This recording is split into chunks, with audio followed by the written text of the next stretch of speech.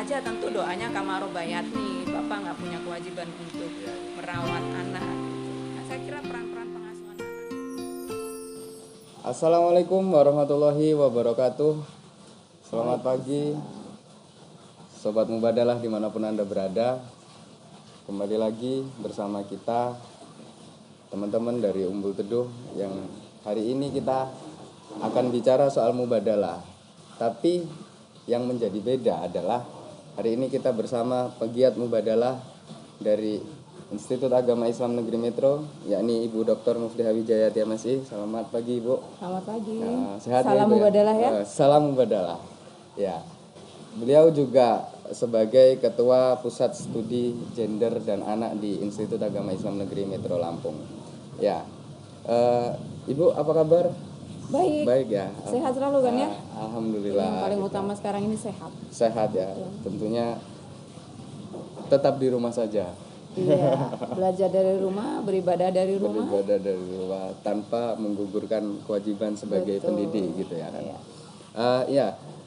Teman-teman mubadalah, sobat mubadalah dimanapun Anda berada, kita hari ini akan kerucutkan beliau, karena beliau ini adalah Ketua Pusat Studi Gender dan Anak ya. Betul. Mungkin kita tidak jauh hari ini akan bicara soal anak, terutama soal pola asuh anak, parenting kalau kita biasa kenal di dunia pendidikan itu. Ya, ini ngomong-ngomong begini, saya sering dengar istilah soal ibu itu adalah sekolah atau tempat belajar pertama bagi anak. Itu menurut Ibu gimana soal hal itu? Madrasatul Ula itu ya. Madrasatul Ula. Saya kira ada gium ini menarik ya.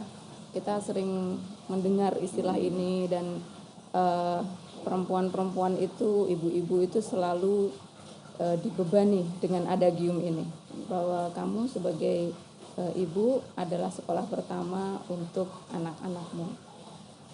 Saya kira ini adalah ada gium yang bagus yang memposisikan betapa pentingnya ya peran ibu bagi anak-anaknya. Karena kita tahu anak atau makhluk hidup apapun, dia belajar dengan orang yang paling dekat dengan dia. Dia mendengar, dia melihat, kemudian dia meniru. Nah, ibu sebagai orang yang pertama kali berdekatan dengan anak, maka dia dianggap sebagai sekolahnya buat anak-anak. Jadi ibu tersenyum, ibu marah, ibu tertawa, disitulah anak belajar. Jadi orang akan, kalau saya selalu bilang begini, kalau kamu mau melihat dirimu, lihatlah anak-anakmu, karena disitulah cermin dirimu. Oh gitu ya. Tapi ada hal lain, Mas. Jangan sampai ada gium ini kemudian mendomestikasikan perempuan.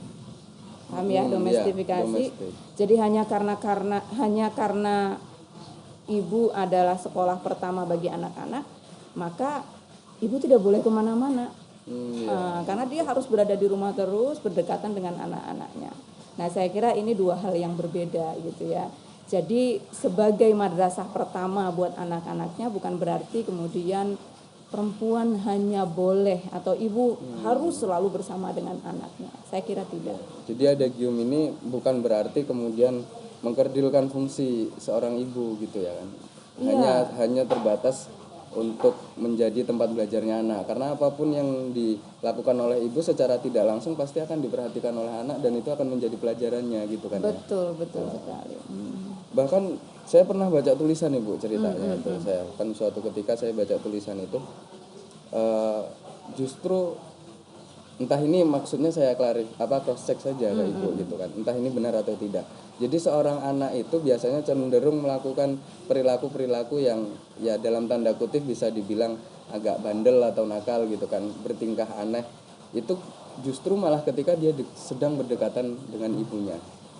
Begitu. Karena kalau dalam tulisan itu saya baca, dia itu ketika merasa dekat dengan ibu, merasa dekat dengan orang yang paling aman sedunia, kira-kira gitu. Jadinya dia mau nakal, mau lari-lari apa segala macam itu nggak takut, karena ada orang yang paling aman yang ada di dekatnya. Kalau Boleh, perspektif seperti itu boleh, tetapi bisa juga kita pahami sebenarnya anak-anak itu sedang mencari perhatian dari ibunya.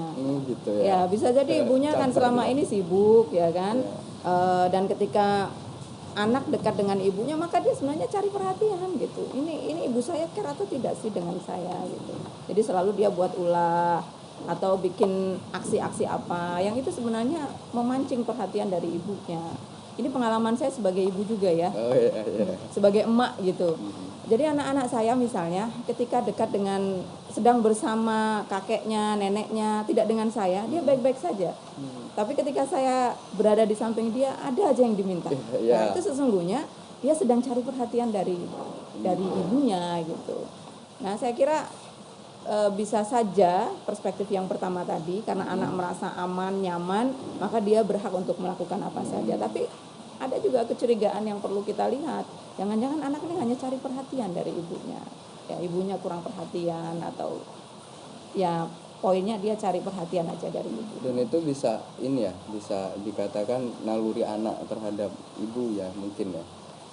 Hampir. Ya, tapi tidak secara harus umum. tidak harus dengan ibu ya. Di sini konteksnya kan bisa saja ayah, bisa saja Ya. dengan ibunya. Ya, dengan dekat dengan ayah juga kadang ada juga yang beraksi juga kan. Ya. Nah, mungkin ayahnya juga terlalu sibuk bekerja, kemudian anaknya cari ulah.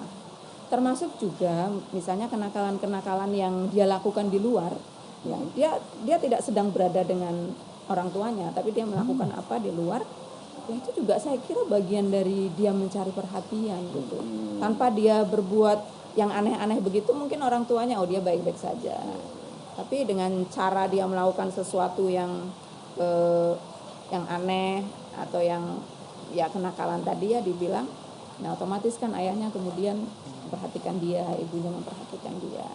Jadi sekali lagi sebenarnya kalau tadi ya ditanyakan soal ibu sebagai madrasah pertamanya anak, kalau kita kembali ke mubadalah itu tidak hanya terbatas dengan ibu, karena peran pengasuhan anak itu bukan mutlak ya kewajiban ibu. Masih ingat ya doa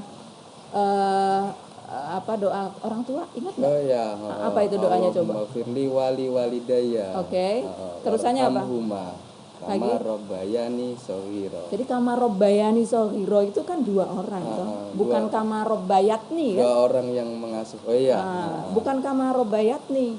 Kalau hanya ibu saja tentu doanya kama robbayatni. Bapak nggak punya kewajiban untuk merawat anak gitu. Nah, saya kira peran-peran pengasuhan anak harus ditekankan ya, pelibatan antara bapak dan ibu ya, emak dan bapak. Jadi saya manggil ibunya apa? Ibu sama mama papa gitu ya, saya kira itu.